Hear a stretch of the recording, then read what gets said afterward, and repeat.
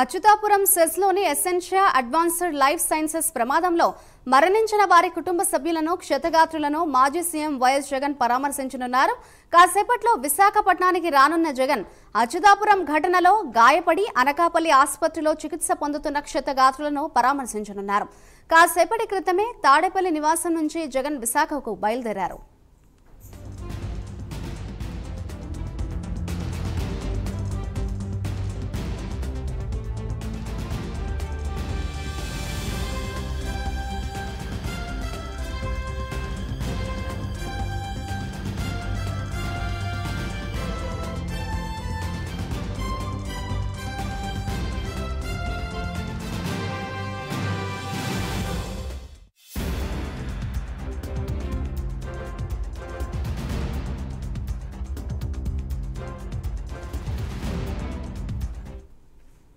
ఇక మరి కాసేపట్లో వైఎస్ జగన్ విశాఖపట్నానికి చేరుకోనున్నారు. ఇదే అంశంపై మరింత సమాచారాన్ని మా ప్రతినిధి నాయుడు అందిస్తారు.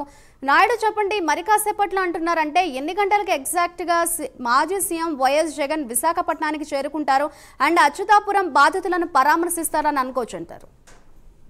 Thank you Madhuri. ఇక్కడ అనకాపల్లి జిల్లా అచ్యుతాపురం ఎస్సీజెడ్ లో జరిగిన ప్రమాదం సంబంధించి ఏదైతే బాధితులు ఉన్నారో ప్రమాదానికి గురై బాధితులందరూ కూడా అనకాపల్లి నుండి ఉషా ప్రైమ్ ఆసుపత్రిలో చికిత్స పొందుతున్నారు. ఇక్కడ సుమారుగా 12 మంది వరకు ఇక్కడ పేషెంట్స్ ఉన్న పరిస్థితి అయితే ఉంది. గత 3 రోజులుగా ఉన్నటువంటి ఏదైతే ఈ ప్రమాద బాధితులు కావచ్చు, లేదంటే ఈ ప్రమాదంలో మృత్యువుల వారు కావచ్చు, ఇవన్నీ ఈ గత 3 రోజులుగా జరిగినటువంటి పరిణామాల నేపథ్యంలో ఈ వైఎస్ జగన్ ప్రధాన పక్షంగా ఉన్నటువంటి పార్టీ కావచ్చు, లేదంటే గతంలో వైసీపీ ప్రభుత్వానికి సంబంధించి ఈయన మాజీ సీఎం గా ఈ రోజైతే కనుక విశాఖపట్నం ఎయిర్పోర్ట్ కి చేరుకోనున్నారు. సుమారుగా 10-10:30 ప్రాంతంలో అయితే మాత్రం విశాఖ ఎయిర్పోర్ట్ కి చేరుకుంటారు. చేరుకుని అక్కడి నుంచి రోడ్డు మార్గం ద్వారా అనకాపల్లిలో ఉన్నటువంటి ఉషా ప్రైమ్ ఆసుపత్రికి అయితే చేరుకోనున్నారు. అక్కడ సుమారు 11:30 ప్రాంతంలో అయితే మాత్రం అక్కడికి ఆసుపత్రికి చేరుకోనున్నారు. ఇక్కడ ఇప్పటికే దీనికి సంబంధించి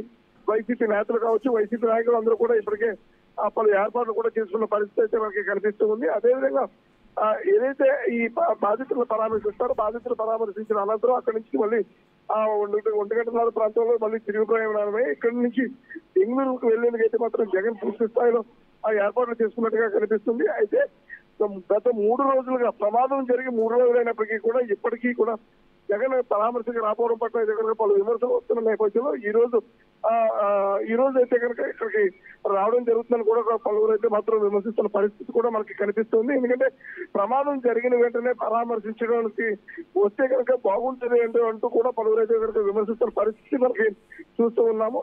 అయితే ఏదైతే ఈ రోజు పరామర్శకు వస్తున్న నేపథ్యంలో కేవలం ఇక్కడ ప్రమాదానికి గురై ఆసుపత్రిలో చికిత్స పొందుతున్నటువంటి బాధితులు 12 మంది మాత్రమే ఉంటారు, వారి బంధువులు మాత్రమే ఉంటారు. కానీ ఎవరైతే మరణించారో వాళ్ళని కూడా పరామర్శించుంటే బాగుండేదంటూ కూడా పలువురు చెబుతున్న పరిస్థితి అయితే ఉంది. ఎందుకంటే గత ప్రభుత్వ హయాంలో ఎల్జీ పార్లమెంట్ ఘటనలు జరిగినప్పుడు అయితే కనుక చాలా వరకు అందరినీ పరామర్శించేందుకైతే అవకాశం ఉన్నప్పటికీ కూడా అప్పుడు కూడా పరామర్శించలేదు. కానీ ఇప్పుడు ఆ పరామర్శించడానికి అవకాశం ఉన్నప్పటికీ కూడా జగన్ ఎందుకు పరామర్శించలేదని కూడా ఇదైతే మాత్రం వినిపిస్తున్న పరిస్థితి అయితే ఉంది. ఎవరైతే అదేవిధంగా చూసుకున్నట్టయితే కనుక విశాఖపట్నంలో ఉన్నటువంటి ఆసుపత్రులు ఎవరైతే బాగా తీవ్ర గాయాలు పాలై ఉన్నటువంటి సుమారు 57% వరకు కాలిపోయినటువంటి బాధితులు కూడా పరామర్శించకుండానే కేవలం అనకాపల్లి జిల్లా వరకు మాత్రమే పరిమితం కావడం పట్ల అయితే మాత్రం పలు విమర్శలు కూడా వినిపిస్తున్న పరిస్థితి వినిపిస్తున్నారు. Right, thank you Naidu.